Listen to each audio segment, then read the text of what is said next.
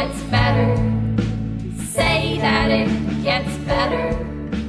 O.P.S. I'm gay-ish. Hello, everyone in the podcast universe. This is Gayish. The podcast that wouldn't trust a vampire to give a blowjob. Too pointy. Too teethy. Plus, though, you're not getting blood out of there, sir. Really? Why go for the neck? Why not go for the dick? I mean, neck is usually exposed. Except maybe your dick is exposed because you're a voyeur. Coming this episode on Gayish. I'm Mike Johnson. I'm Kyle Getz. And we're here to bridge the gap between sexuality and actuality. And today we're going to talk about voyeurism. We're going to take a look at voyeurism. We're also going to learn to spell it as I have, having to type this over and over. Because things don't like autocorrecting voyeur to voyeur, even though you got real close. Because I guess it's like, ooh, worried about that word. Voyeur.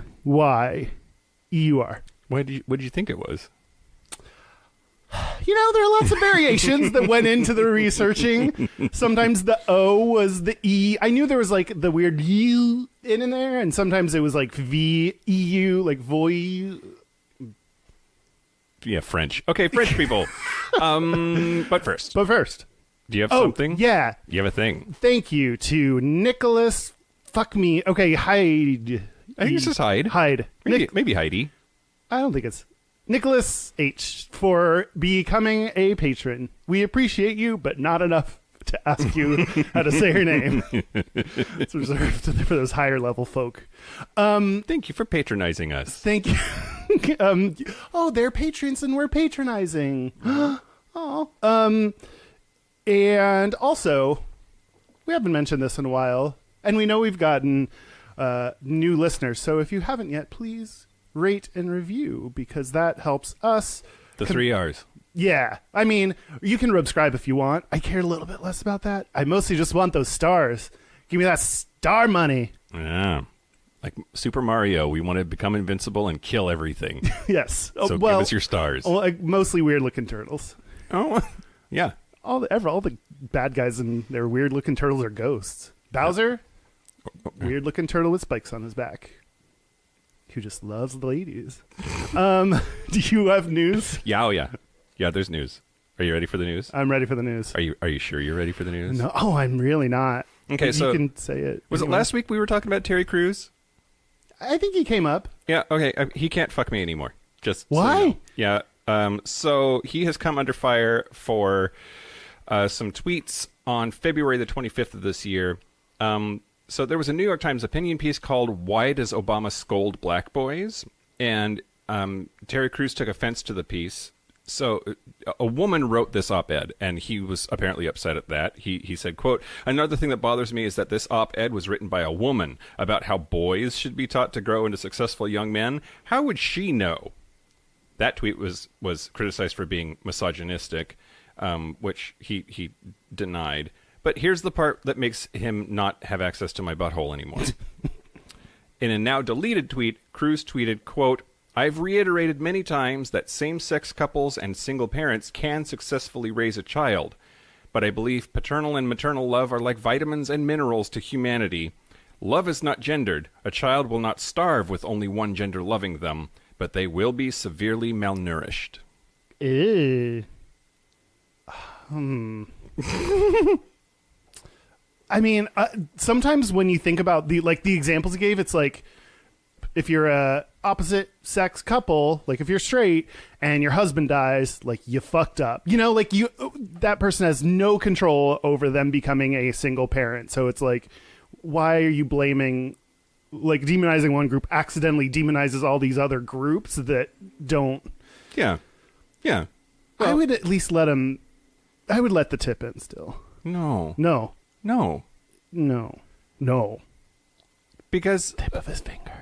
Like single parents and queer people are fine, but mommy and daddy is better. Yeah. That's not okay. Yeah. That's just not okay. Fine. Yeah. No access. But he's so muscly. Yeah. Does that make up for anything? That's crazy. He's been very positively received. That's not what. But for talking about his own abuse and supporting the Me Too movement, so then to be on the other side of gay people. That's weird. Yeah. Yeah. Especially because he's so muscly. Who knew? Behind all those muscles are a misogynistic homophobe. He did say, I apologize to anyone who was hurt by my severely malnourished tweet. It was in response to someone who said kids wouldn't starve. It was poorly worded, so I deleted it. It was also poorly, it's not just the words, this is poorly intentioned and just all around poor. Just poor. Yeah. Poor Terry Crews. Mm-hmm. Should cruise away from me. Rich in abs, poor in brain thinking. Your biceps can't help you now, Terry Crews. Okay, enough about him? Sure. Okay, great. So next, I wanted to talk about the whole United Methodist Church thing. Fuck those assholes. Have you been following it? Just like the two stories of they're thinking and then it's they've decided. Yeah. Those are the two. Yeah. Oh, okay. So the United Methodist Church, actually, especially in the United States, is typically pretty liberal about... My dad grew up Methodist. Really? Yeah. Really? And that turned into him growing up nothing, because I never went to church. Funny thing, being a Methodist is not the same thing as method acting, which I kind of confuse the two every once in a while in my head. I am often Methodist. Methodist. Methodist? Hold on. I'm getting all confused. I can't say this word anymore. Okay, you keep going. I'll think. Okay. Methodism. Methodists? Methodist. Method acting. Anyway, so they had their worldwide United Methodist General Conference. It just happened to be in the States, in St. Louis, Missouri, but it is all Methodists worldwide. And on the table was a motion to allow congregations to conduct same-sex weddings and to hire openly LGBT plus clergy. Okay? Okay. I know the results, so I'm sad going into this. Yeah, well, so, I mean, to fast forward, the result was simply that they voted that one down and then voted in a motion that would actually strengthen their opposition to LGBT plus inclusivity, including that those churches that oppose their opposition should feel free to leave the church. In a worldwide context, a lot of the argument was around how this would totally kill the church in Africa. This would totally kill the church in parts of Asia. That this is... I don't care. Right, that doesn't change my beliefs about human equality. Yep, exactly. Also, they feel free to leave. That's they did the equivalent of when the person whose party you're at yawns. It's just no, they get the fuck out. That's what they're saying. Yeah. Honey, we should go to bed so our company can leave. Right? Yeah. Okay. So there's some goodness here. A lot of Methodist churches in the United States have publicly said, we will not conform.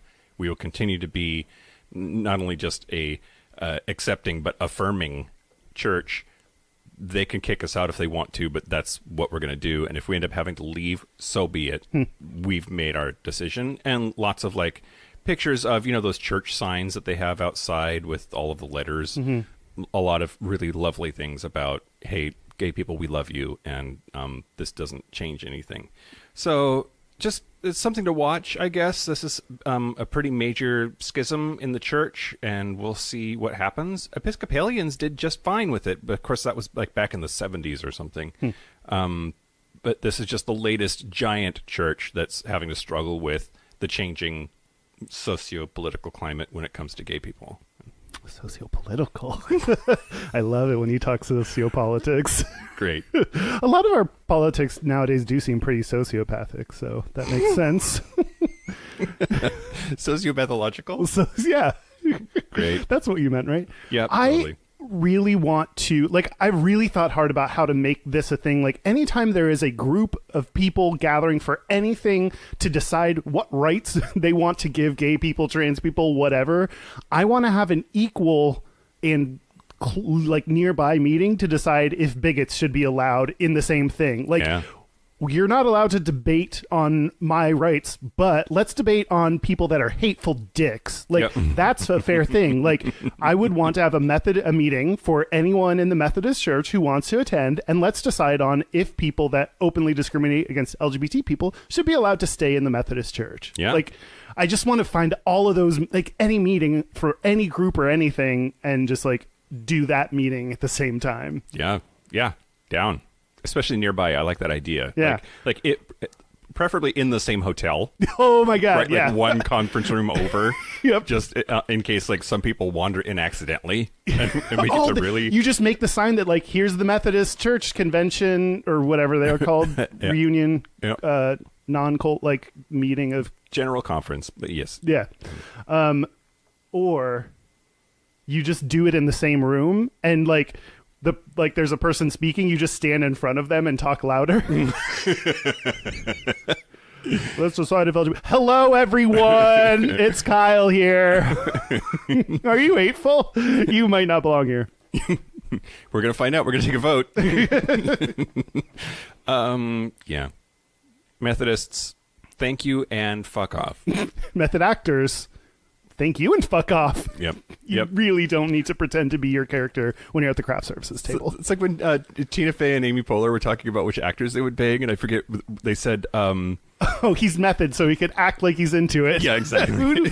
That was one of the Hulks, I think. Oh, Edward Norton. Ed Norton, yeah, he's method, so he'll convince me that he's And actually into it. Amy Poehler picked Mark Ruffalo because we know she likes it Ruffalo. Yeah, exactly. Should we, instead of doing our episode, just reread Tina Fey and Amy Poehler's Golden Globe openings? Which of us is which? Which is the who? Well- which of us is Tina? Which of us is Amy? Okay, unfortunately, I mean, I would obviously want to be Tina Fey more than most people. Wait. I mean that in both ways that could mean. Okay. But I think in this case, like, Amy Poehler is the one talking about, like, love and sex and doing it a whole bunch, and Tina Fey is the one that's like, what is it, like 10 minutes once a year? Yeah, she'd be more likely to say sociopolitical. It's true. She's got those glasses on. She has to say sociopolitical like once every 5 sentences. Yeah. It's in her contract. Though. Yep. With Warby Parker. Okay. Last but not least, I do want to just briefly touch on the atrocities that are happening in Chechnya. Yeah. It continues that although... So, if you don't know what Chechnya is, it is technically part of Russia, but it's a semi-autonomous region. And what that means is it has its own government, it has its own laws, it has its own police force. It's not really Russia. It would be like if the state of California decided to just like be its own country, and the United States was like, okay, we'll let you do that, but you're still part of the United States on paper. Does that make sense? Mm-hmm. Yeah. So Chechnya has its whole own thing. The Republic of Chechnya claims that there are no gay people in Chechnya. Meanwhile, they are rounding them up, torturing them, forcing them to utter the names of other gay people so that they can go and be rounded up and tortured also. And they're calling this the quote-unquote purge. Mm-hmm. Let's talk about the quote-unquote thing real quick. Somebody wrote in, and they said that they hate it when somebody says quote-unquote, I don't care. I quote-unquote don't care. And I will quote-unquote keep doing it. It's one of those, like, first of all, I totally understand, like, once something bothers you, once it's a pet peeve, you can't not hear it, you can't not be upset by it. Yeah. I understand that feeling. Mm-hmm. I just know that it's such a part of my vernacular, there's no way I'm going to stop. There's just no possible way for me to quit doing that. Yeah. And if we changed based on everyone's opinion on exactly how we should talk, this might be a better podcast. And why would we want that? I want to be myself, not better. Don't fuck with our mediocrity. Yeah, so back to gay concentration camps in Chechnya. Jeez. Yeah. It's terrible. It's an ongoing story. I think we've talked about it a couple of times, but I just want to bring people up to speed that this is the kind of thing that is actually happening to gay people in the world. Yeah. That we have a long ways to go in this country, but there's a lot further to go in other countries in terms of the treatment of LGBT people. So I wanted to let everybody know what they can do about it if they want to. There is a GoFundMe that was started by Gaystar News called the Chechnya Crisis Appeal. It's in partnership with the Russian LGBT network, and the address is gofundme.com/Chechnya-crisis-appeal. That's CHECHNYA, Chechnya-crisis-appeal. Then there, if you are so inclined, you can give a donation that directly affects the ability of these organizations to provide asylum support to gay people who want to get the fuck out of Chechnya and somewhere that they can put their dicks in asses or put dicks in their asses. Dicks belong wherever it is consented to be belonging in. Yes. And that's my personal quote.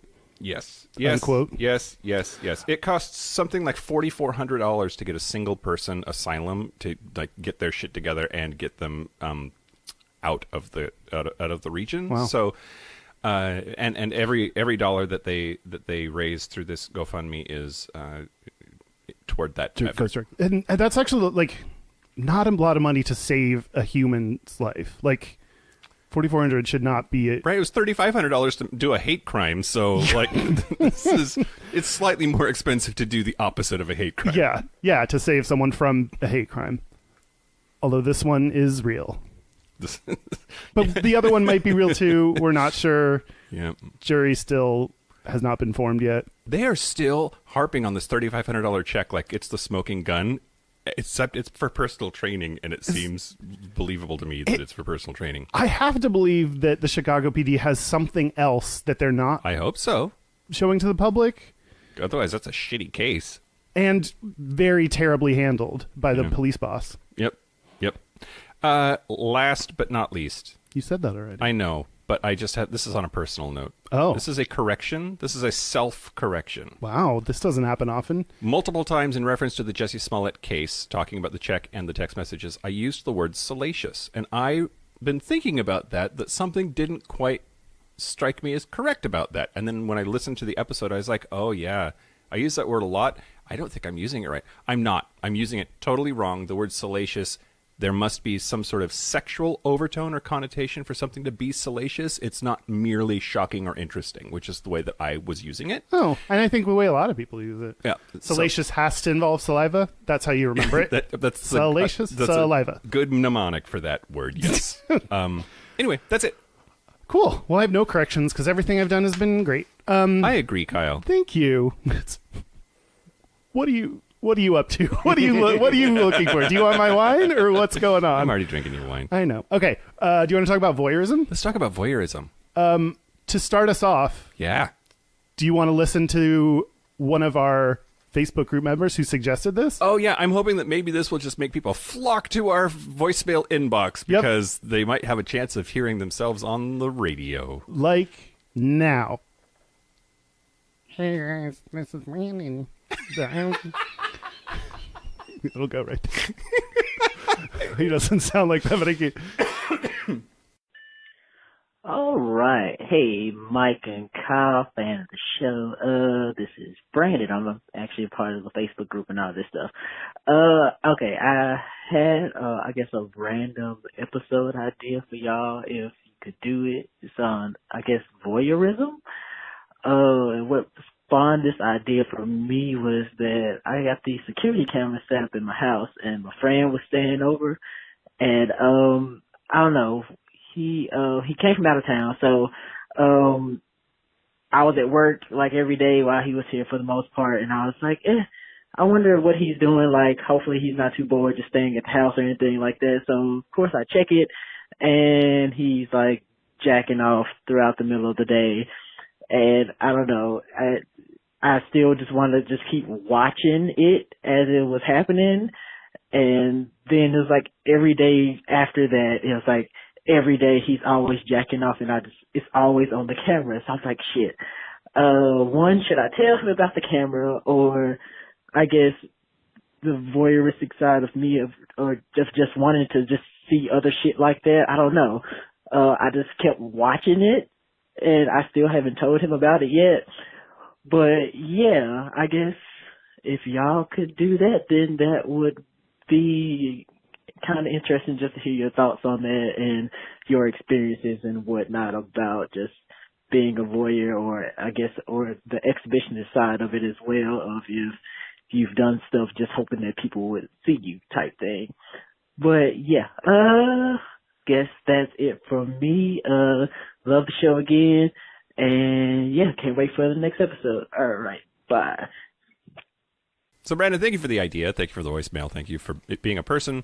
Thank you for giving us something to think about and look at. Yep. And thanks for being a friend.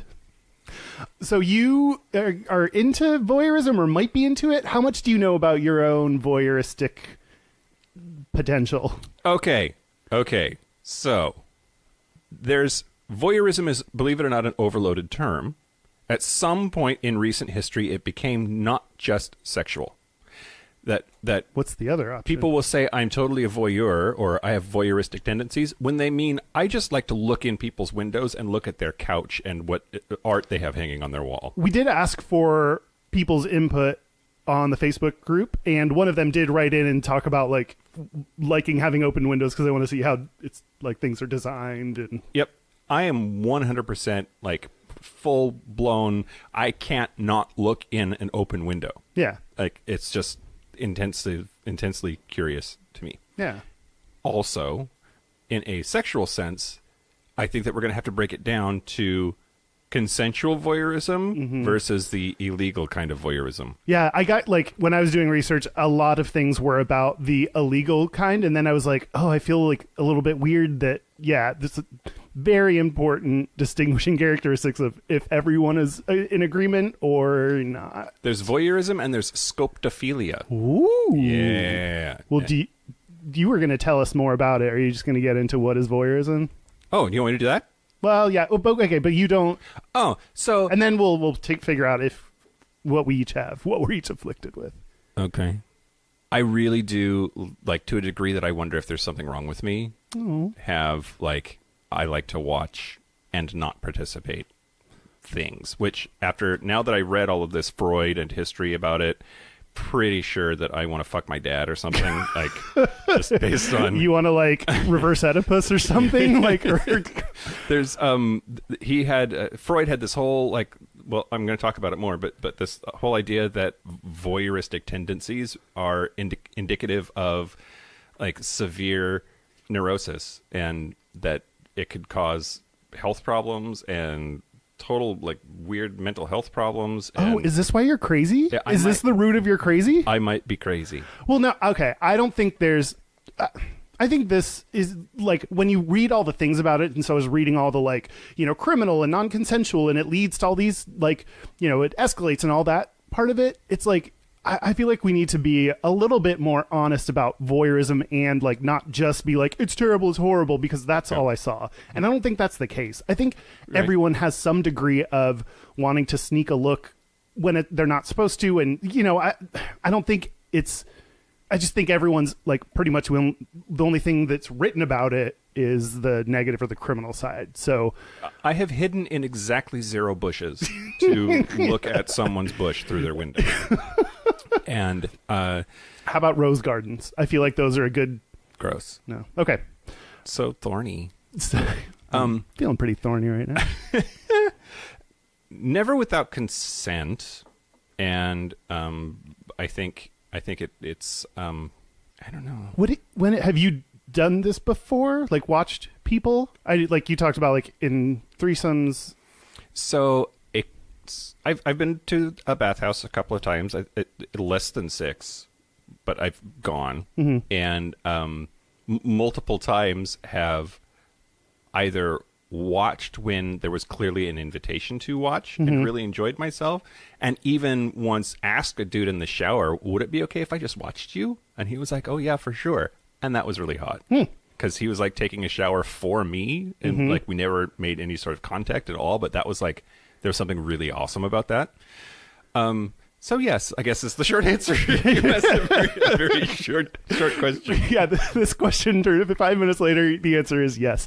And so I don't think there's anything wrong with you. I think you've always wanted to be like, well, what's my like thing and kink, and maybe I just don't have one. And like you do though. You just then when you find yours, like judge yourself for it. Yeah. Which like my therapist has so much work to do. Guaranteed income from Mike Johnson. Job security. Job security. Okay, how about this? You're going to... I'm nervous about what? No, I'm nervous of the judgment face that you're going to make because of your business acumen. Okay, totally normal, neutral. I'm ready. My insurance covers counseling and therapy. Mm-hmm. She won't bill insurance. I have to fill out the paperwork and send it in, and I've never done it. My insurance company owes me thousands of dollars for my therapy because I won't get off my ass and fill out the paperwork for it, to the point that, like, I'm pretty sure there's something going on, like, symbolically or psychologically that, like, I think maybe about control or about... You're just lazy. Or I could just be lazy. I think that... No, I get that. Like, I hate coupons and gift cards because it's like, okay, now you've added this pressure to me that I have to carry this thing around with me wherever I go in case I stop at this one coffee place, and it makes my wallet bigger and then I'll forget it, and it's just... They just cause me a lot of anxiety, so I've just given myself permission to throw those away when I get them or give them away. You can give them to me. Great. I have a gift card drawer that I also don't use. It's really just to round out the gift card drawer, not really for any money spending purposes. The voyeurism. I don't think it's me. I don't think the voyeur side is me. I think so. The other side of voyeurism. But you watch porn, right? Yeah. I mean, this is something I want to explore. Like, is that just varying degrees, right? Like, is voyeurism just the real life version of the porn of yesterday? It's voyeurism, man. That to me doesn't feel the same because it's like they're. I don't think so. I mean, they don't know you're watching, except they do. I mean, they do. They literally filmed it so I can watch it. All right. That's why at the beginning they say, "Hey, Kyle," and then they start fucking every porn. Customized porn, tailored porn. We could so make money doing this. Should our just get Calvin Banks? I was going to say our giant dick to new come friend Calvin Banks. Spell come. But then, like, you just do the Calvin, take 312. This time, say Adam. Oh, it'd be like our patrons. Yeah, we could make custom porn for our patrons. Yeah, just another. Our numbers drop. Yeah. People turn away from the Patreon. I think that, like, I feel like I could start watching and that'd be fun, but then eventually, like, I want to get something inside me. You know, like, I don't think I just that's sexy and like, but then after a while it's like, okay, but who's gonna fuck me now? You know, like, so I think I'd rather be on the other end, where someone watches. Yeah, no, that makes sense. It totally makes sense. Great. It is interesting that, like, part of the paradigm is non-participation, and that's weird. That's, like, well, that's not. I mean, I should use a different word than weird. That's really judgy. Like, positive self-talk, Mike Johnson. Yeah. Shut up, Kyle. that non-participation is part of the scenario, and that really changes it, right? It's like it's a fundamentally different sexual transaction that's occurring than, like, what? Sexual transaction was like that sounded very sex worker-esque, which is fine, but just I'm gonna drink my whiskey-laden coffee now. Just imagining, like, your Grindr profile, like, in search of sexual transactions. Like, that would be, I don't know if I'd be turned on or turned off. Cash only, make a deposit. Okay, why don't you tell us about voyeurism? Okay. Okay, so... before that. To finish up. Which is an important part of voyeurism. I do think that there is sort of the pathological part of voyeurism, which is that you like to spy on people. You like to sneak into their bushes while they are unaware that you are there and, like, jerk off on their cat, like, looking through their window at night. And yeah. I'm thinking about the other kind of voyeurism, whatever that is, whatever the name of that should be. Like the consensual version? The consensual version, or at very least, whether there's consent or not, the other person is aware that that's what's happening. Here's where I'm going with this. I think as a closeted gay person, starting from just the very beginnings of puberty and being in the locker room with dudes, your sexuality is scary as fuck. You have all of these powerful feelings that you do not understand, that you're trying to figure out how to deal with, and there are naked boys around you. So all you can do is look and not get caught. So there's the combination of visually, that's all you get. Yeah. That's all you get is the visual part of it, and it's scary. You got to hide, don't get caught doing it. Yeah. And I think maybe that turns into the bad kind of voyeurism for some people, but I really think that for people like me anyway, a lot of it is wrapped up in that, right? Like all you have is what boys look like in their swimming trunks at the pool, the occasional locker room encounter. But if you're not okay with being gay, if you're not okay with acting out on it physically, participating in a physical sexual transaction with another boy, all you have is the visual stimulation, the visual titillation of that, and sort of your private enjoyment of that.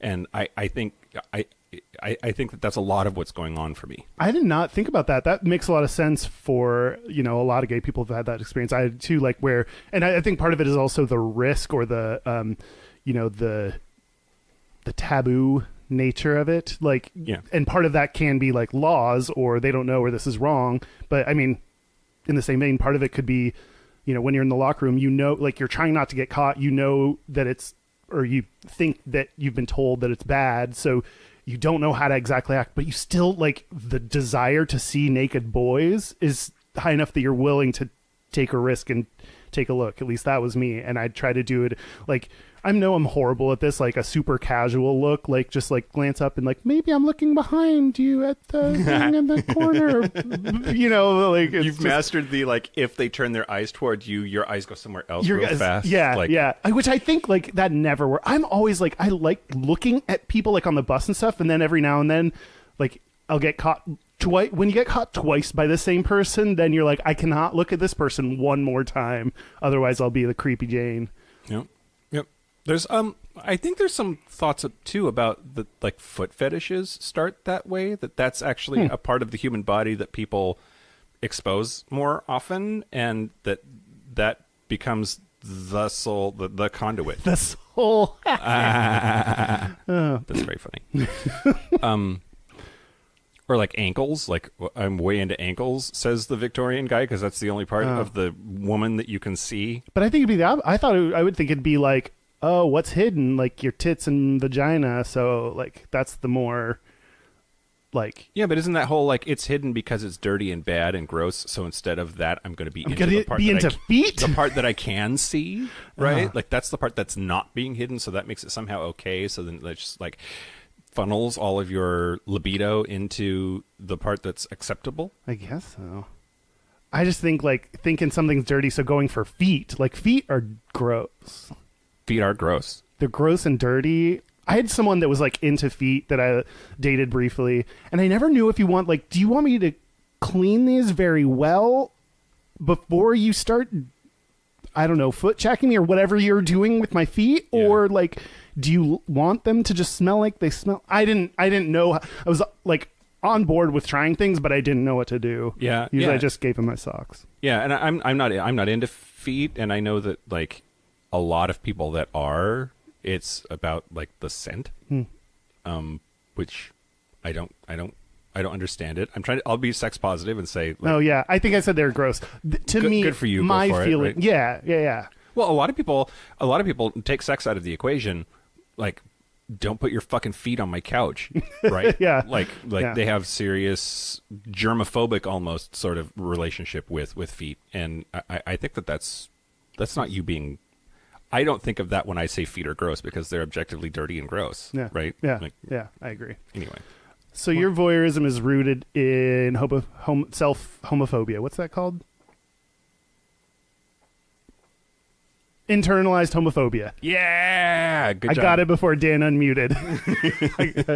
It was like the pressure. That's like the countdown clock of like how long until Dan unmutes himself, and that pressure maybe helps me. Interesting. I never thought about where that would come from, and yeah, I think everyone has it to some degree. But yeah, maybe you're right. Maybe like being gay and going for a certain amount of time without being able to like intensifies that, because that's the only way you're able to like relieve it. As you guys were talking, I was curious about what the sort of clinical definition of voyeurism as a disorder was. And so the DSM, the Diagnostical and Statistical Manual of Mental Disorders, has like certain criteria.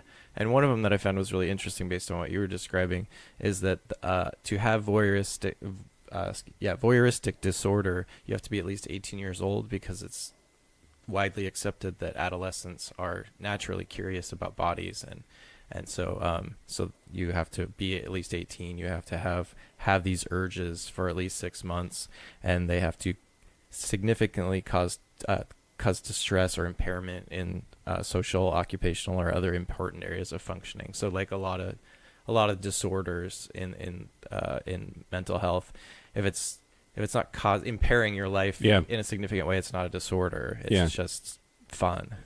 It's taken me a long time in my own therapy to come to this place where I realize, like, there's nothing wrong with you if it's not causing you problems. Yeah. Right? Like, yeah. It's just... And to me also realizing, like, you may have some level of this. Like, I feel like I've learned that I feel like I have some level of bipolarness, and it's not to the point where it affects me in a negative way. And in fact... High functioning... I don't know that I would call myself high functioning. Moderately functioning. Achieving minimum standards for human beingness. No, I just think like I've kind of figured that out about myself. And then when I get into the more like manic stages where I'm productive, then I'm excited because I'm like, great, I'm going to do so much things. And I do those things. So like things aren't just, it's you have it or you don't. A lot of things are on some kind of spectrum. And yeah, it's just like, does it tip the spectrum into negatively affecting your life in some way? I'm going to say something nice, so shut up. Where's the nice? The nice thing hasn't happened yet, I take it. I think it's really hard for patients and doctors, for that matter, sometimes, because like you are smart and talented enough that even at your worst, when you're really suffering, you're still pretty okay as a person. Yeah. Right. Yeah. Like people that are less innately smart and talented are, like, when they are going through a bad stage, they're just fucked. Yeah. Right? Like they just totally fall off the rails and lose their home, lose their job, commit suicide, hurt themselves in some other way. And that's hard, right? Because now I'm going to make it about me. For a long time, I didn't have an ADHD diagnosis and I was untreated for it because the argument was, you finished college and you have a job. You can't be ADHD. Yeah. Right. Yeah. And no, that's not true. Yeah. Right. I totally agree. I think that, like people's preconceived ideas, that's what a lot of people said about Kate Spade. It's like, but she was successful and she had money. And it's like, well, that mental health issues don't really care about that. I think like that's part of my perfectionism is I will somehow find a way to get things done, but that doesn't mean that I'm not experiencing like major depressive episode. Yep. And it's hard to then, it's almost like sometimes I feel like I have to convince people that it's true, and I can't use my but I have a good job that pays well and I do, those kind of basic things. So it's really hard to even for myself, validate that this is a real thing that I'm experiencing. Yep. But I am. Yep. Great. Voyeurism. Voyeurism. I'm glad you mentioned the mental health book that talks about the definition, because I wrote that down as something I wanted to make sure we talk about. And I think, Mike, you're absolutely right. I feel like there needs to be different words for the fact that it's all under voyeurism seems like a little bit weird, because it could be the totally okay, legal, consensual version that everyone loves and gets off to, or it could be this horrible thing that is very, destructive and leads someone to be even shittier later. Like, it's so weird that that's all wrapped up in the same word. And if any hot people want me to watch them fuck, I will do it. I just putting that out there. Just putting it out there. Great. Yeah. Now you. What? 5855 Gayish. Oh, or send us your amateur porn videos. No, I got enough porn. But not of our listeners. I'm That's saying our true. listeners That's- could okay. film themselves and send them in. That's a poor substitute. It's like this giant dick quest that I'm on, right? Just sending me pictures of giant dicks. I appreciate that. I have enjoyed them. I'm going to have to see, I feel touch, feel a like all giant dick to experience with all senses. Oh, yeah, that's 10.5 inches, all right. Yeah, no, that's his feet. That's why don't you say things about the history? Okay, sure. So, the history of voyeurism, the word didn't enter the English language until 1889. It came to us from... Oh, I was thinking 1989. 1889. That 1889. makes more sense. Came to us from French, and probably because of Freud, who was a weird dude. So, voyeurism is the sexual interest in or practice of spying on people engaged in intimate behaviors, such as undressing, sexual activity, or other actions, usually considered to be of a private nature. And the term comes from the French voir, which means to see. A male voyeur is called a peeping Tom or a jags. Have you heard of a jags? Only when I read the Wikipedia article that you're Yeah. reading from right now, Yeah. and no, I have not heard it. And then I also stopped reading it because I was like, Mike is going to tell me about all this. Yep. It's Also, exactly what's right. a lady peeping Tom? We don't- need like a name for her. A spying Sally. Spying Sally. I think that works. Great. A spying Sally. Spying Sally. But. So, Freud. Back to Freud. This is super fucked up. Are you ready for some super fucked up shit? Let's do it. Okay. So Sigmund Freud, he used the term scopophilia to describe and analyze and explain the concept of Schaulust, because he was German, so all of his shit's German. The pleasure in looking. And he thought that it was a partial instinct innate to the childhood process of forming a personality. Similar to what Dan was saying before about like adolescents are just curious about each other's bodies. Like Yeah. like this like intense need to look at other humans is a like developmental thing. Which would make sense because, like, as evolutionarily, you need to be aware of the things, the creatures, everything around you. Like, I feel like keeping an eye on and watching other things around you would be natural. Plus, when you're a kid, you're like, I got this dangly thing. Do you have that dangly thing? No, Yep. You just got a cave? Interesting. Like, Yep. So I want to talk about Rat Man. okay. Yeah. So Freud had all of these like code names for his patients when he would talk about them in lectures or in his writings or whatever. And He called one of them Rat Man? yeah, some of the other names are like Least possible X-Man. Anna O, Little Hans, Wolfman. One of them was the Rat Man. And a lot of researchers think that they know who Rat Man was. But his case history was published as, I'm going to try some German. Hey, German speakers, tell me how I do. Böhmenkugeln über einen Fall von Zwangsneurose, which is notes upon a case of obsessional neurosis. What a beautiful language. Yeah, it is. So this guy came to Freud and said, I have all of these obsessive fears and compulsive impulses. And his primary fear was that something terrible was going to happen to his father and his female friend, who later became his wife. And the fear was rooted in a story he heard from a fellow army officer concerning a Chinese torture method in which a large pot containing a live rat was strapped to the buttocks of a victim, and the rat encouraged by a red-hot poker to gnaw his way out through the victim's anus. Ooh, ouch. Yeah.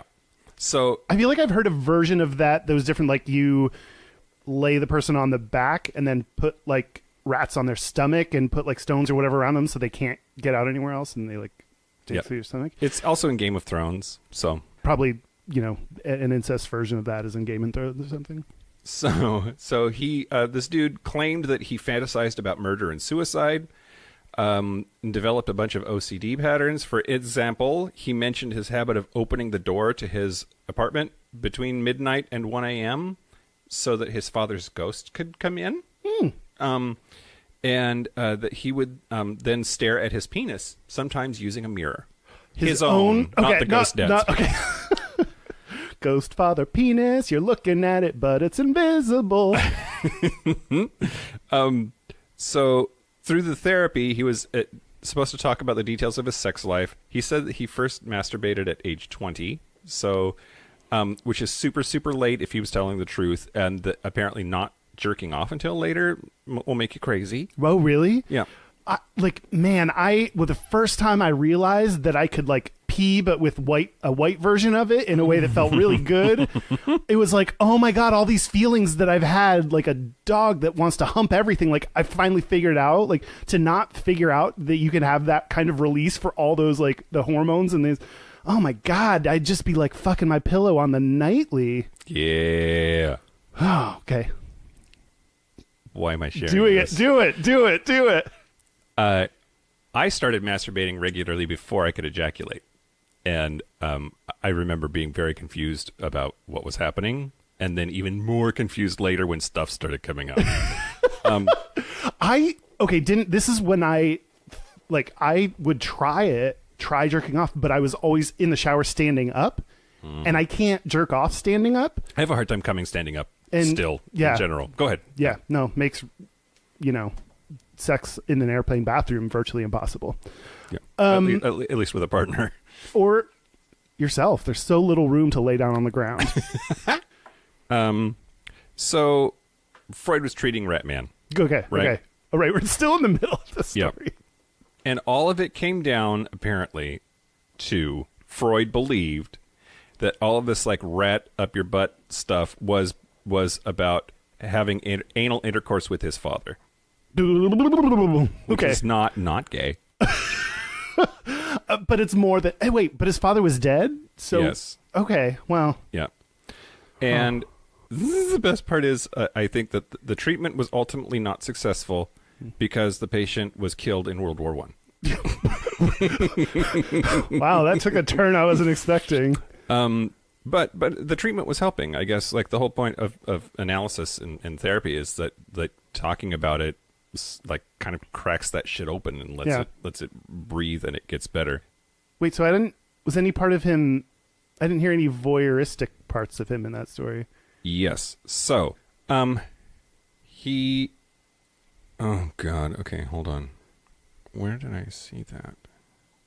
His fear of rats was based on disguised anal erotic fantasies, and Ratman is just Batman without wings. yeah, he is.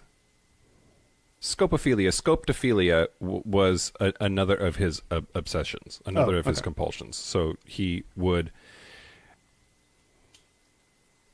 Oh, he would lock onto people that he would see and follow them while entertaining fantasies that he was going to marry them, including Freud's daughter.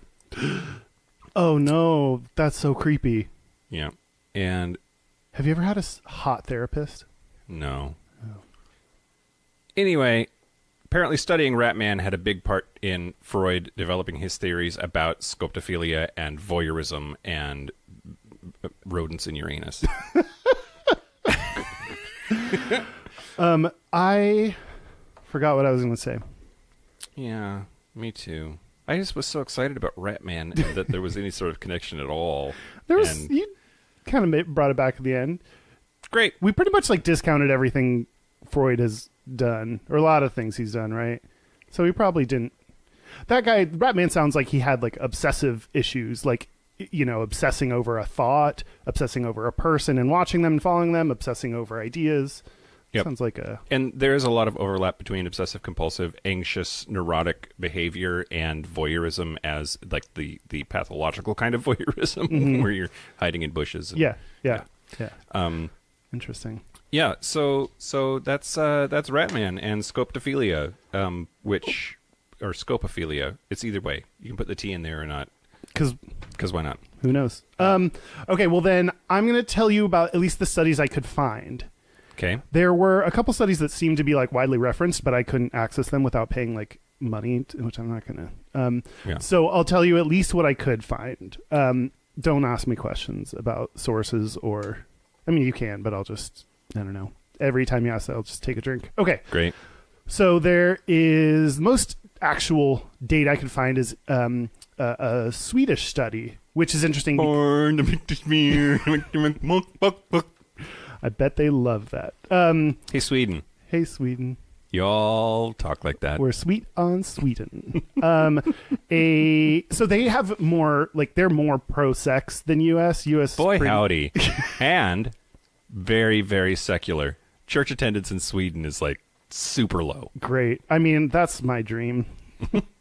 So the Swedish study used almost 2,500 people, 18 to 60-year-olds, and they found that... So all of the people... So that's a good most number. Of Sweden. That's a good... Do you think they have about 2,500 people that live there? Just like trading with Ireland for potatoes or something. So the number of people that had at least one incident of being aroused by exposing their genitals to a stranger. So this is the exhibitionist side of it that you just... so it was only 3% of people, so 4% for men, 2% for women, saying they were sexually aroused by exposing their genitals to a stranger. So really small number, men, though, double women. Because, like... Dudes love showing their dicks. I know, like, I don't know that women get the same effect of, like, showing their vagina, because sometimes it just looks like a, you know, like a dust bunny. Like, it doesn't actually look like especially in Sweden. Especially in Sweden. It's based on the personal experience or just knowledge of Swedish vaginas, or... It's from ABBA. Okay, that's how I base most of my life lessons. So then, in the same study, then they're talking about the people of the percentage of people reporting an incident where they were aroused by spying on someone having sex. It was a lot higher. So 8% of people said that they were, 12% male, 4% female. Okay. So on the other hand, the U.S., which, as we know, is very anti-sex in, you know, our schools, in general belief, religion, you know, the way we teach sex education. So one U.S. study found that 42% of college males had reported at least one incident of watching someone in a secretly watching someone in a sexual situation. Whoa. So that's like a much different percentage, which that absolutely would make sense to me. Of like, if you're in a pro-sex culture where it's fine to look at porn, it's fine to talk about things, it's fine to experiment, you don't need to sneak a sneak. You can just do a do. Yeah.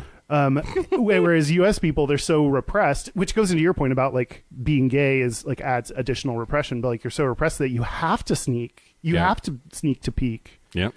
You can't just do it. Yep. I'd just like to point out that there are over 10 million people that live in Sweden.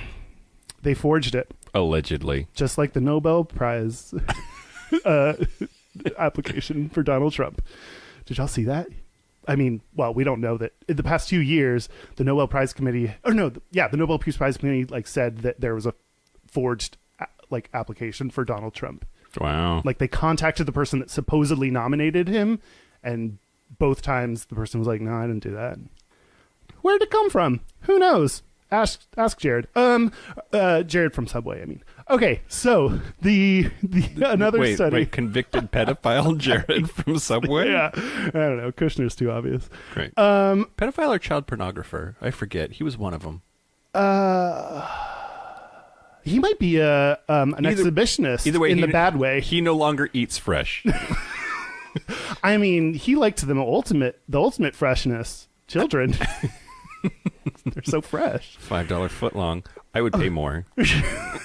Not, but for consensual. Okay, we're not. Different study. By the way, people have complimented us on our just ADD random wanderings. So you're only encouraging. Yes, us. you're welcome, everyone. We're giving it to you hard this time. Okay, so this time I have Dan's finger. I was just going to clarify that Jared Fogle, the Jared from Subway, was he pled guilty in federal court to possessing child pornography and traveling to pay for sex with minors. Ew. That sounds so a little of both. Episode 81, pedophilia. Don't like that you have that episode number just on lockdown. Okay, but this study, I actually know the source. BJ Rye and Glenn Meaney. BJ. And Meaney. I don't know. This is so weird. Okay, in 2007, this is one. It was so dumb. It just said, like, it didn't say actual numbers, so I have no idea what these mean. But article the reference said, according to Rye and Meaney, a significant percentage of people. What's significant? Who knows? Oh, well, a significant percentage of people admitted they would watch. This is in the U.S.? Yeah. Admitted they would watch an attractive person undressing if they knew they wouldn't be caught. Yeah. Which that seems, like that seems like, to me, that's like a no duh, which like, even though I'm not on, I feel like you're way more on the voyeuristic side. I'm on the like, sure, it's fine for revving up, but it's not going to, get you there. Yeah. I'm not going to travel 60 miles an hour with it. I need a bus to jump on to penetrate me. My metaphor fell down in the middle of that, but it's fine. Yeah, the train in the tunnel. Show me that. Oh, no, I got the caboose. Where's your smokestack? I don't know. Was it clear that your smokestack is the cum? I don't know. Okay. Also, some people, but more men than women. By how much? Again, whom knows? Probably a lot. Dudes are freaky. I mean, even Swedish dudes are 2 to 3 times grosser, depending on which numbers you look at. It's not gross. We support it in the consensual way. But some people admit they would watch 2 attractive people having sex if they knew they wouldn't be caught. Yeah. Oh, who's not going to watch hot people? Even if it were 2 hot ladies, I would watch them have sex if it was in like an apartment. I would watch that just with like even closer attention to detail. Like what is happening? It'd be more like from a study, like a researcher, like Jane Goodall, like studying the monkeys. You're just like, oh no, I shouldn't compare women. I just mean not that women are beautiful creatures. But you just like you do it from a studying side, whereas when there's a dude involved, it'd be from a like, man, I wish I could get railed. Yeah. There were just recently Railed. Oh, like the train with the caboose. In the... get railed. Okay, go ahead. The voyeurism railed way. Is the B&O Railroad for blowjob and orgasm? The Reading Railroad. The Riding Railroad Is the writing. We're just talking about Monopoly now, right? Yeah. Park on my face, place. Gayish Monopoly needs to happen. Oh my god! The little creatures or like the little things you move around. Yeah. Instead of not passing go, you don't pass cum. And instead of like a shoe, it'd be just a foot. Yeah. I want to be the dildo.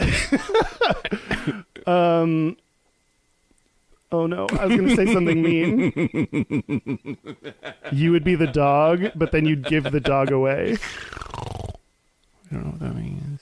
Oh, because a boomerang? Yeah. Oh, you made it real sad. That's fantastic.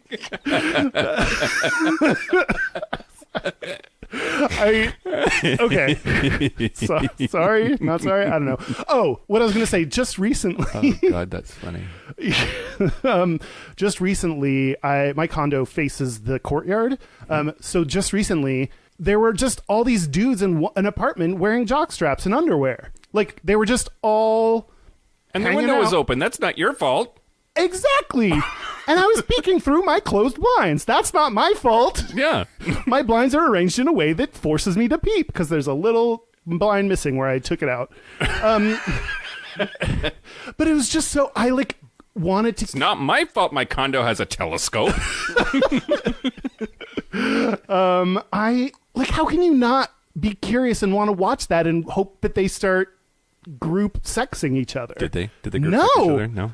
Which, if you're gonna get a bunch of dudes, If you're going to have together, a jockstrap party, get to fucking. that's what but this is, I think, where I would be like, oh my god, yeah, my fantasy is them fucking and then me going there and them all fucking me, whereas you might just be okay with the watching them fuck part. Yeah. I mean, I would be more okay. than okay. Yeah, I mean, so okay.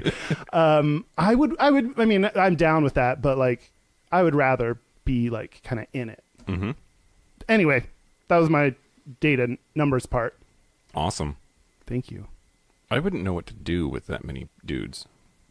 Take him in your ass one by one. I know. It's We're high-fiving now. obvious. Okay, great. It's very clear to me what you would do. I've fantasized about this scenario many times and lived it out only a couple. So, all right. What? Nothing. This podcast has just done so much fucked up shit to my life. Okay. Why? Wait. Like, what do you mean? just the things that I've said out loud to no one else in the universe except the tens of people that listen to this podcast is just interesting. So, having sex with one person doing like normal sex things is often too distracting for me to climax. Like I have I'm sensory overload with just like one person doing relatively vanilla things. I get so easily distracted and then I just can't orgasm. Like being on my knees, I can feel my knees, the contact, whatever surface we are on. If it's too much, then like I just get totally focused on that instead of what's happening. So the idea of having like 8 dudes all doing things to me at the same time, that just seems so overwhelming. I have no idea how it's possibly enjoyable. And I have lots of ideas. There are many ways that could be enjoyable. And in a way, I wonder if that contributes at all to my voyeuristic tendencies, because like from a physical sensation standpoint, I'm in charge. Like I decide when and where and how things happen to me physically. Yeah. But then like it's visually very stimulating and that gets me going. Huh. Interesting. One-on-one sex is not overwhelming to me. Okay. That's why I do it a bunch. Yeah. I don't doubt that at all. Like I don't think it is for many people. Like I mean enough to like I didn't realize that was even a thing, but that explains, I mean that helps give me greater context into why you're just the why I'm fucked up. Delightful person that you are. Yeah. The quandary for myself is what is your sexual quandary, Mike? I always assume that there's something wrong with me because other people don't seem to struggle with this, and the pleasure somehow for other people just totally plows into gangbangs the distracting part. Right? What parts are distracting? I mean, so I get like blowing on your knees when you're, your knees are touching the hardwood floor of like on the captain's quarters on the pirate ship. Yeah. It kind of hurts. It's not iron. Like I've been there, but what else is distracting? Like when you're in bed, like fucking. Any like tiredness whatsoever, like in like my, like if I have to hold my weight with my legs and my quads hurt or my arms hurt from being in like a half push-up position or whatever. You might just need to find your positions. That's possible. Because you've said before, like you would like to be the power. You'd like a power bottom so that you could just lay there. Is that partly because you don't have to do, like, you have no other sensations just than like laying there? Yes. Huh. Absolutely. I think I agree that like you are not the stereotypical. I brought her back to the topic of this show. You are not the stereotypical gay man that's like the idea of just fucking everything that moves, and you're more selective and need different things. But nothing you say makes you sound weird to me, or like it's all things that are just like. I also like to drink cat pee. Just. Oh, okay. How do you get it? Do you get like sponges instead of cat litter? That way you can just. Okay, so you buy yourself some veterinary sedatives, and then you have to knock the cat out, and then get yourself a catheter, and a catheter. And then drain its bladder into a bag. And then murder the cat. And then murder this is so specific. I thought about this. This is a very detailed. Okay, other than your pussy pee, right? Everything that you're saying like sounds very like, oh great, you know things that you're into, what you like and don't like, and there's going to be plenty of people that if you're just upfront with them about like, I want you to ride my dick, I can guarantee Seattle's full of bottoms that want to sit on something. Like you're fine. Yeah. Nothing you say sounds weird or gross or disgusting or like it's just you found your things. Well, here's a okay. Wow. Here's a fucked up constellation of things, though, it's not like I have 100 dudes banging down my door and I need to find the 4 that would be into that. There are 0. Like I don't feel like I can be prescriptive or descriptive about. I don't feel like I can be descriptive about what I'm looking for to an audience of not anybody, right? Like I don't get any bites at all on like my Scruff profile. I don't know why. I assume people are having sex that are like in my age group and attractiveness scale, but I don't. And Maybe if I'm unraveling really quickly right now. I love it. It's it makes great podcasting. It's maybe damaging to you on a personal level, but I'm not too worried about that. I'm going to drink my rosé. And no, but like, what if putting what you like and your sexual interests out there, maybe that would actually attract more people rather than like right now is your profile like does it talk about your interests other than like Dan's gonna look at my profile on Scruff and tell you. Oh boy. I don't think I've ever seen your profile. If I've Only ever because it's my job. Right. Yes, I'm researching for that's- the podcast. Yeah. for our next fisting episode, you'll just have to get fisted for research. So I don't think I've ever seen your like profiles. If I ever saw like good friends, like if I would ever see you before I was dating, like on one of these apps, I would block you. Really? Yeah. That's interesting. You wouldn't? No. In fact, there are some friends that like I talk to them through Scruff like more than any other. Oh, I guess deleting the app doesn't delete your information.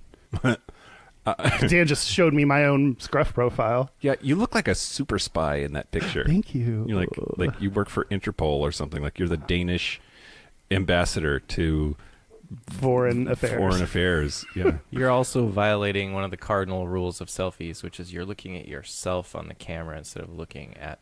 I fucking hate camera. selfies. I can't. The fact that I have one and took one and posted it is like, that's as far as I can get.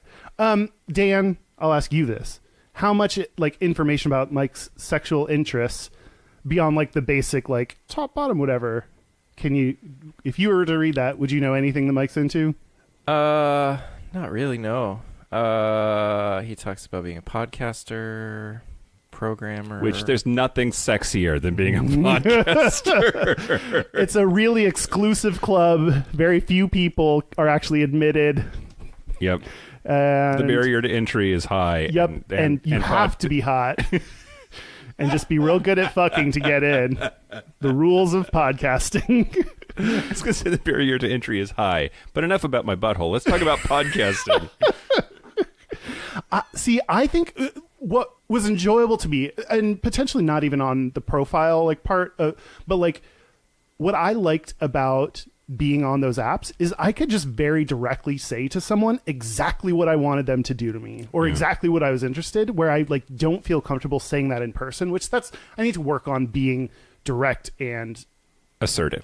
Thank you. Mm-hmm. Assertive about, I put the ass in assertive and the insertive in insertive. It was close. Okay, and I'll stop doing this. Putting the in interest. So, like, well, I just put the rest in interest. So sleeping. I just think that like I could more easily over an app be like, "Yo, choke me, slap me, and fuck me." Great, and they're like, "Great." So, like, I think you should try. So, okay, hold on. I also have a hard time getting dialed in on how to communicate because I feel like for every really explicit, specific thing that I type, I get I find that fucking offensive or you're gross or just like immediate block versus then be like super try to just converse like your buddies and then maybe something will happen. Then people are like, but I just wanted to fuck. Yeah. So like, how do you navigate that? Okay. It's clear. Okay. You need like a instructional course for you and apps. Like Next episode. it's just you. The fact that you put that you're a podcaster on there is like, and programmer, I feel like you're too much on the buddy side of things. Yeah. Like I don't like the people that just start right off with a butt picture. Like here's like a close up of the Exactly. inside of my anus, and you're like, Exactly. dude, like let's warm up. I mean, I don't want to see that anyway. But like, so you start with like, hey, but like you got to get. You're not friends, so you're not.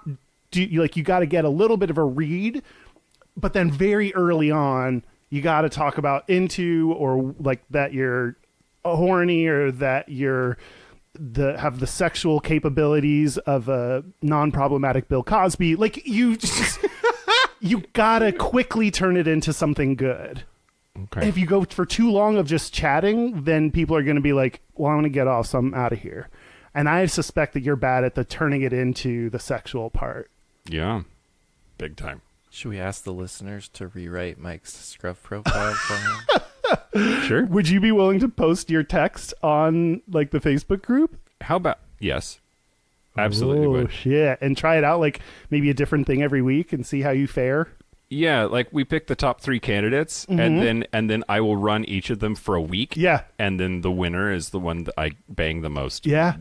Oh my God. This like this is going to be like on whatever episode we do, it's just going to be like firsthand statistics. We don't even need references to BJ, whoever, and Wallerson, Meany, or whatever their names were. Freud and Ratman. Yeah, exactly. Should I do a segment? We haven't done. Oh, so no, I'll do my last segment. Oh, well, I still have. Okay. I'll do one. Can I do one? You can do as many as you want to, Kyle. Thank you. Well, It's a free country. We'll measure how many you do. Okay, because I have 2 more. So Great. you can put yours in between mine. If I had a nickel. Okay, go ahead. You would have 0 nickels because you're not having sex. Okay, so for the next part, it's really funny because we got a bunch of messages from people talking about what they want us to talk about, and 2 of the messages were We took a look at their messages. voyeurism. Is that the reference you're making? Oh, that was a good one, Mike. Oh, okay. Thanks, Kyle. Yeah, no problem. Hey, I'm new to the Hey! quote unquote, hey, I'm new to the podcast and Facebook group. I saw a request for voyeurism topics. I've always been curious about people who like to be watched. So not necessarily the voyeur, but what's in it for the voyeuree. Yeah. That is from Utah Kirk, but I think it's Kirk from Utah. That's my guess. Utah Kirk. Utah Kirk is a badass name, though, if their real name is Utah Kirk. All right, Mr. Kirk. All right, Utah Kirk. Another what? Go ahead. Another. I was going to answer, but Oh like, no, no. okay. Well, Go ahead. we'll answer in a second. Another email that we got from Mark says, I'd suggest discussing the symbiotic relationship between voyeurs and exhibitionists. Which Yep. I love the word voyeurie, but yeah, exhibitionist probably more. I recently entered into a dynamic, and in parentheses, a kink BDSM relationship with a guy whose specific kink with me is getting off on watching me be played with in BDSM scenes. Oh, yeah. While I'm finding that my experience is way ramped up by knowing he is watching and enjoying. So, wait. Most people think voyeurism is a one-way thing where the voyeur is enjoying watching someone's, and then someone, in parentheses S, I like that. I think very inclusive, who does not know he is watching. But in our case, it only really works if we both know he's watching me. Yeah. So they just answered themselves. Yeah. I just paired their emails together so they can. There you go. He's getting off on it Good in a segment. way that Thanks for doing a segment for us. No, but so the voyeuree or exhibitionist, what did they get out of it? Well, have you done the voyeuree part? Yeah. Why are you being so catty? Wait, catty? Cagey? Coy? Cagey? Yeah. Yeah. I just can't stop thinking about cat pee. So okay. So not really, like not explicitly, like not having sex. And I definitely, like back when I was like jacked and hot, I definitely like flirted with the idea of being objectified. And that was very like validating. For instance, you remember that Craigslist used to have missed connections underneath of their personals ads? Yeah, so like I would go up to Green Lake and I would run around it shirtless and then like check missed connections to see if anybody saw me. Oh Like, my God, that's such and a. it happened once. Yeah. What did they say about you? That's like seems like such an arrogant move that I can't. Yeah, they Like- said that I saw you blah blah blah blah blah, and then the description that matched what I was wearing that day, and like. Did you respond? No, Really? really. So So, like I said, I was just flirting with it. Trevor and I were new. I was totally hung up on like not cheating on him, but like figuring out where that boundary was, at least for myself and my own personal moral code, and like being noticed for my body, and then somebody expressing that to me, that didn't constitute cheating, at least in the way that I understood it at that time. So I wanted that, but no more, and responding that would have been over the line for me in that zone in our relationship the way it was then. That makes sense. And also, who knows if they're hottie? Like, Right. they could just be like a weird, gross pastor that jerks off in bands. Yep. Plus his name was Craig. It's his list. Did you get a response from just like a default response from Craig and his list? You might. I think actually something that resonates with me that I like just realized in the past like couple hours researching this is, I think the only reason when I've been to like bathhouses or hooked up with groups, one, being the bottom is great, but that like mostly then lends itself to like, I mean, most gangbangs go one way. It's not like, usually it's not a bunch of bottoms and the top's fucking all of them. Like usually they're all, anyway. So none of them happened in Seattle. if you look hard enough, you will find that pot of gold. How hard? So I do feel like, and I like rarely feel this, but the idea of I'm like the object, Yeah. like it's almost like get to be the object. Like people like, oh, I'm the thing people get to fuck, and I so hate how I look, and I'm so self-conscious that I feel like I can kind of ignore that in the sex scenario sometimes, okay. and just like be like, wow, like people are excited, and I'm the rare one, I'm the like. That's really interesting, though, because in this instance, we're talking specifically about how people look, right? Like the to be the voyeurie, to be the exhibitionist. That's ultimately about that visual and aesthetic, right? Yeah. Like it's not about being the bottom or pleasuring people physically or being the object of their desire from a physical standpoint. It's from a visual standpoint. Yeah, and that's why like I don't think I've ever been in like strictly voyeuristic or exhibitionist things, because they always lead to like, actual physical stuff. But I think that's why I'd be more on the exhibitionist side, because like, I mean, at the end of the day, I want to take it. So do you think if somebody totally, in a way that you believed, like they were just so into you in the way that you looked, do you think that you would entertain showing off to them, or would your feelings about yourself override that and you would shut it down? Immediately thoughts are like, my like self-doubt and whatever would be like that. I can't, but also like I can't put on that kind of show on my own. Also part of it is like why we will never have a serious podcast together, because like my instinct is to mess up this serious moment with a joke. Yeah. So I would like I feel like I'd be like, oh, wouldn't it be funny if like I did something weird, like, and messed it up and just to do a joke. So I don't think I could be like in character, and it would have to, it would feel like I was being in character to try to like, ooh, I'm alone and I'm sexy and ooh, I'm touching myself, or whatever you would do. Like, Or like in True Lies when Jamie Lee Curtis is stripping for Arnold Schwarzenegger and then she falls down and then like pretends like she tries to recover from that because she's not a professional stripper, but it's hilarious. No, I've never seen that movie. great. This Find is a clip of that, Dad. pre BM yogurt. Oh yeah. Okay. But I wouldn't entertain that one. I mean, I feel like the guy would have to be like some level of hot for me to, or like attractive to me, for me to want to do that. Would that make it worse? I have another story when you're done. Oh, Go. interesting. I would want which is weird because it doesn't matter. It shouldn't matter. I'm not messing around with the person looking at me, but I still would want them to be some level of hot. But I feel like I could do it with, like have someone or someone's else there with me. And then I could be that person of like, oh, you're going to watch me get fucked or watch me give blowjobs to everyone or whatever. Like, I think that would be fun.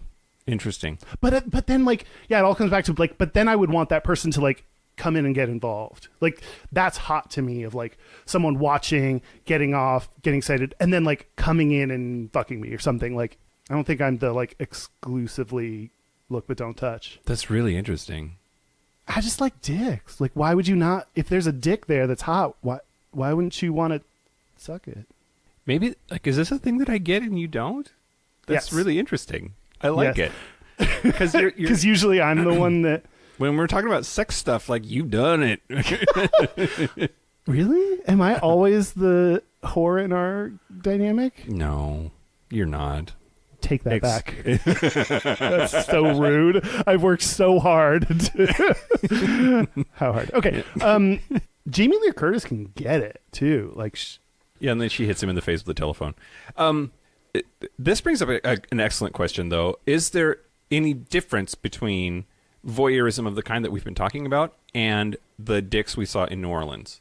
Or dudes going to strip clubs and seeing tits and ass on a pole?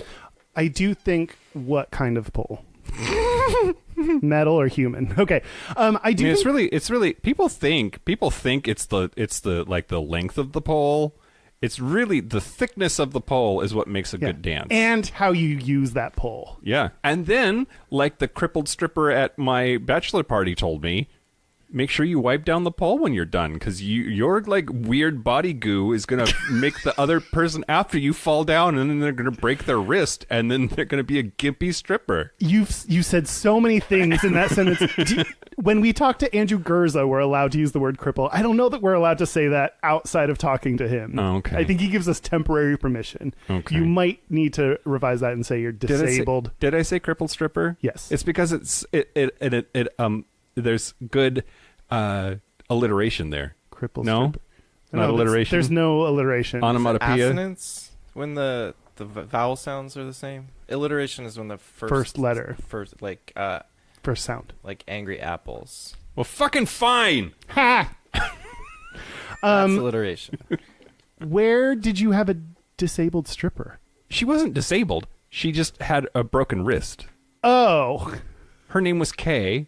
You were there. Was I? Yeah, we got you a lap dance to see how uncomfortable you'd be. How uncomfortable was I? Very. Was I drunk? Why don't I Oh, remember yeah. this? Okay, great. It was you and me and Trevor Oh, was this your bachelor and my fraternity party? brothers Dan and Yep, Josh. yep, and we went yep. to a lady strip club and we went to a dude strip club. And the lady strip club, Trevor and I just sat in the corner drinking our drinks, not Giggling. wanting to. and kind of pointing at the yeah. vaginas. Well, yeah, because they're so much further back both than I knew. both of you were like, you thought that they were like higher up. by their belly button. yeah, or it was just like something. just below belly button. No, more of the taint region. I know, like way far down there. Who knew? You got an education. It was adorable. I- But so like then Trevor and I got like you like I don't remember who did it, but like Probably got, Dan. got- Probably one. But got us Dan. a dance in the private room with the stripper that had a wrist guard on because she was injured, and then we told her that we were gay, and then she was like, okay, well I still got to do my job, so she's like wriggling on us with her boobs out, and then talking to us about how awesome Doctor Who is, and the story about how the stripper before her didn't wipe down the pole, and then she fell down and broke her wrist. She broke her wrist on the job. You can sue for that. It was an L&I claim. Absolutely. And then she was bitching about Obamacare, so whatever. So, wow, such a roller coaster. Based on your scruff profile, was her talking about Doctor Who? Did that get you off? No. No. Are you into space and time voyeurism?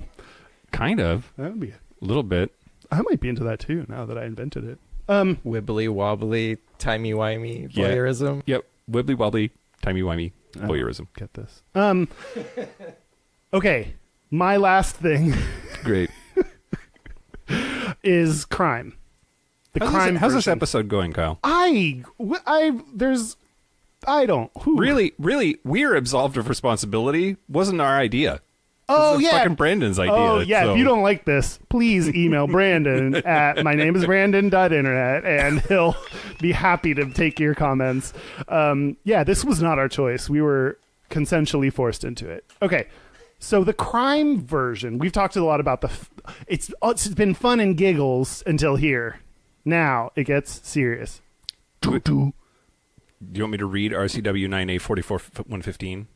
I do it. I don't want you to, but go ahead and do it.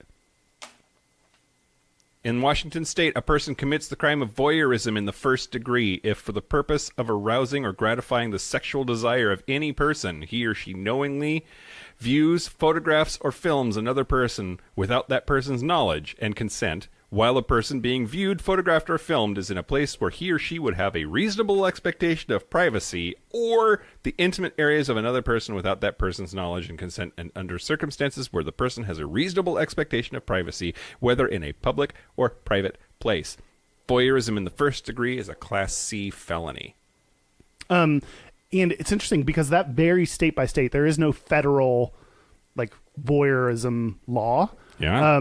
It's probably legal in Texas. Probably. As long as it's dudes looking at ladies. Yeah, as long as you're a straight dude looking at a lady and there is oil nearby. So a significant percentage of criminals who commit sexual assaults report a history of voyeurism or exhibitionism. That's weird. Why? I just don't like that. I don't like it. Why? Because. Hashtag not all voyeurs. I will voice what I think you're saying is like you're into this thing that sometimes leads a person to commit sexual assault and you don't identify with a person who commits sexual assault. We all appreciate that about you.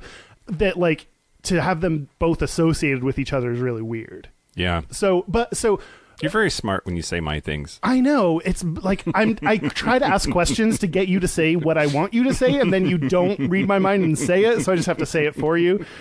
It's a whole lot of work trying to manipulate you like this. But yeah, I think there is an important part to take into mind, to keep in mind, to take into account. I got an important part to take. So like there is a bad side, like a side of this that you need to watch out for of what it could turn into. And I mean, we've said it, it's a different thing when it's non-consensual. So the non-consensual kind, a lot of people who commit sexual assault started with. So it's one of those things like on My Favorite Murder, I've learned a lot that like sexual assault, things like rape lead to eventually murder. So it needs to be taken more seriously. So I think exhibitionism is an early sign that we need to like look out for. Exhibitionism? Both. I mean, exhibitionism and voyeurism, early thing to look out for, and specifically when it's non-consensual. So according to whatever thing I copied this from, because I now forget, sexual deviations coupled with an escalation in behavior lend support to a model of sexual addiction. Great. So I don't know what that means or why I pasted it there, but it's there and I said it, so that's good. And there, I mean, you didn't say it. Somebody said it, and I said it again, and I don't know who that is. So I'll just give credit to like Tim Kurt Cameron or something. And there are more convictions and diagnoses. Is that the plural of diagnoses? Yes. Well done. Diagnoses. I just sound like a douche saying that. What's the other word? Oh, naivete. I just sound like a douche when I say it. Like, or everyone does. Like, but it's the correct thing. So it's like doing a foreign word in the right pronunciation. It makes it Take sound a like page out of my book, Kyle. Give zero fucks. I Just can't. fucking say it. I wish.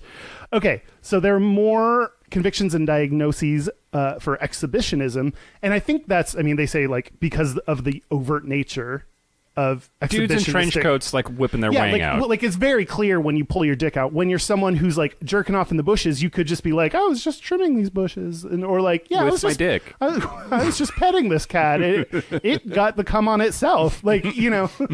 So, but these are like there aren't too many studies about it, and a lot of the like statistics and information we have are like the more like criminal version. So I think that's really, I wrote a source.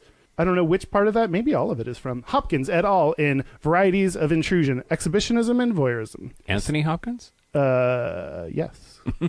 He is Hannibal and voyeuristic studier. Great. He wrote all of this jerking off in a public space where everyone could see, and he loved it. Anthony Hopkins. Has he won an Academy Award? I think just nominated. Sir Anthony Hopkins. Sir Anthony has Hopkins. won an Academy Award. For what? Probably Silence of the Lambs. He He was did? Best Actor. Yeah. I mean, it makes sense. Silence of the Lambs won all 5 big Oscars. There are only 3 movies that have ever done that. What's the other and 2? That's the most recent. The first was It Happened One Night, and the second was One Flew Over the Cuckoo's Nest. So, like, The 5 actors statistically, being Best Actor, Best Actress, Director, Best Picture, Screenwriting. and Screenwriting. someone, and like, I shouldn't care what like random people on Twitter say, but if people didn't care about and argue on Twitter, what would Twitter be?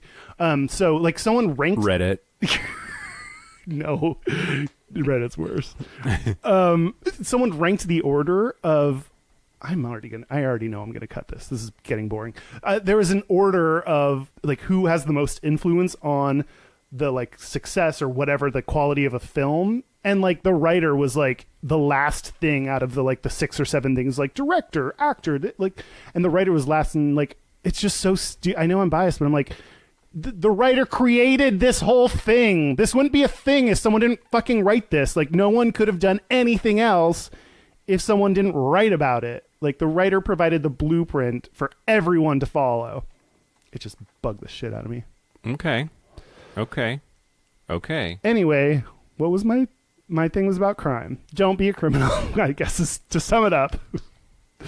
I want to point out that there's a version of this that is actually really scary, really abusive, could lead to sexual assault and bigger things, but that's the non-consensual one, the actual hiding in a bush, the actual sneaking around and being like a gross pervert. So like when we talk about the things we support and want to do, like just always assume that it's consensual, of age, human beings. I don't know, what else do you need to make it chill? Like, that's about it, right? Yeah. So I guess just watch out. I have a 15-second segment. Okay. Do you know what one of the treatments for voyeurism is when it's pathological? Oh, what? Pornography. Oh, that makes sense. Porn has been shown to be something that can help with treatment of voyeurism. That's like, you love looking at people? Well, guess what? There are people who love you looking at them, and they're called the internet of porn. Yep. I love that. Should we take a break? Let's take a break. I'm going to go look at my dick and pee. Is that voyeuristic? Does it count when you're looking in a mirror? Auto voyeurism? Autoerotic voyeurism. I love it. Let's take a break. Let's take a break. Let's take a break. This is the part where Mike and Kyle take a break. So are we back? We're back. We're back. If you haven't subscribed on Patreon, now's a good time not to do that, because this one was creepy. Such good shit. Good Yeah. shit. Yeah. I mean, I talked about my colonoscopy. Such hopefully really healthy, positive shit up in there. I've gotten a colonoscopy.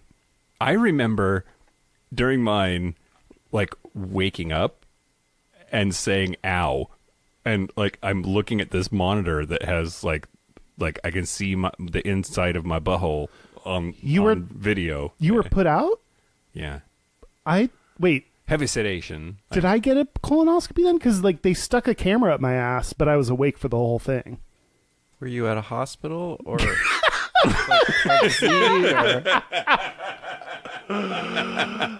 This was a hospital, a formal hospitalized thing. They didn't put me out, but they did shove a camera up my butt.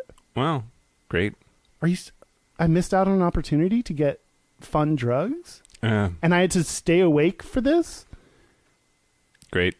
No, now I'm really okay. Anyway, we're gonna do our gayest and We're gonna do our gayest and straightest, but first. But first, that's how I went into my colonoscopy.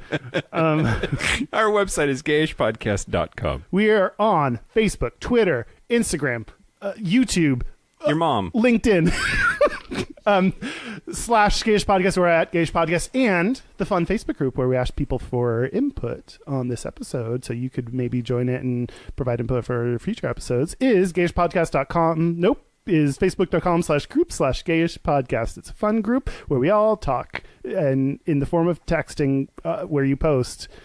It's this whole internet thing where people write online and you can write back in a form of a comment. Do I need to explain Facebook in more detail, or do you think they get it? Okay, great. My grandpa's on Facebook. Okay. It's fine. They get it. Okay. Our hotline, if you're a little more old school, you can leave us voice messages or send us text messages. Voicemails? Yeah. You can leave us voicemails or send us text messages. It's 5855-GAYISH. It's 585-542-9474. Standard rates apply. And our email is gayishpodcast@gmail.com. Please remember the 3 R's: rate, review, and subscribe. Yeah. It helps us get closer to Dan Savage on the charts, which all I want to do is nuzzle up beside or below him. Put your nose right up in that podcast taint. Great. Okay, gayest and straightest? Let's do our gayest and straightest. I'll go first. I haven't gone first in a long time. Do it. Okay, great. So the straightest thing about me this week, I accidentally left my laundry in the washer overnight, and I opened the washer, and like it's Seattle, so things go bad pretty fast. Like I feel like back home, relationships, produce, everything goes bad quicker in here. Yeah, the socialism just ruins everything. I feel like back home in the desert, you could leave shit in the laundry for like a couple of days and it was fine, and here it goes bad like immediately. Like it just has that smell. Yeah, Ugh. that like mildewy mold. Like anyway, open. So, but did like, you rewash them? I did. Okay. But the straightest thing about me this week was me like smelling it, and I was doing the whole like, is it really that bad? Like, could I maybe get away with not? Yeah, like when you don't have socks and you go into your laundry and you're like, well... Yeah, you can't smell the jizz, so I might as well just put them back on. So that okay. The gayest thing about me this week, as you know, last week I did pop-up piano bar at the tasting room, and I did Prince's song "Nothing Compares to You." But I did the gay version as far as the pronouns were concerned. Oh, I didn't. Nobody noticed, I don't think. But like, I did all like, yeah. Was I there for that part, or was that early? I forget. It didn't matter. I'm busy when I'm up there. Yeah, I don't know when people that is came very.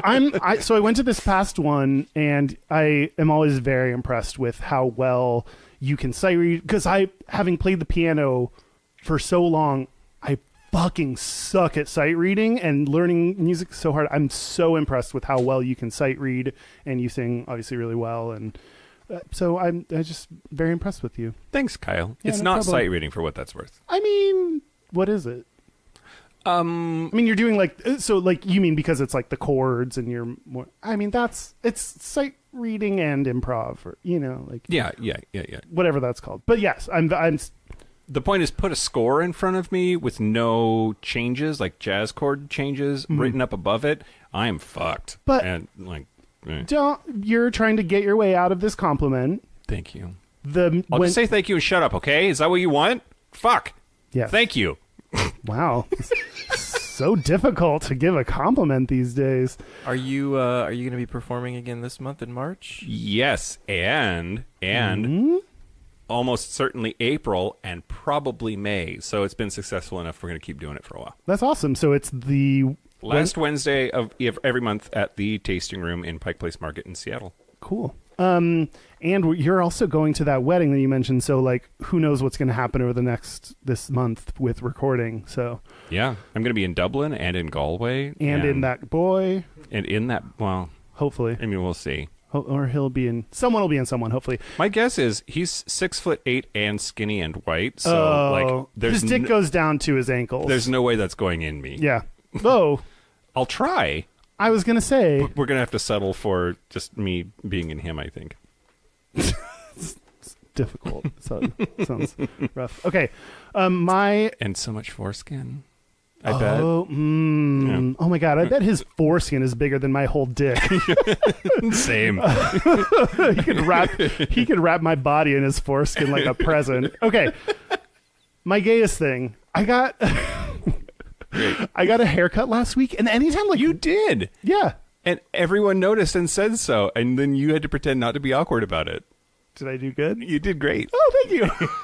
I feel like whenever I like right after I get a haircut is when I'm gayest, because it's like, you know, it like kind of looks good right after because my like haircut person did it and I didn't do it, because the other times when I do it, it looks like, you know, I woke up and shuffled hair around, and which is what I do. So yeah, like that's haircut, post haircut. Yeah. That's when I get all my power. The straight And you trimmed your beard. Like, and I did, yes.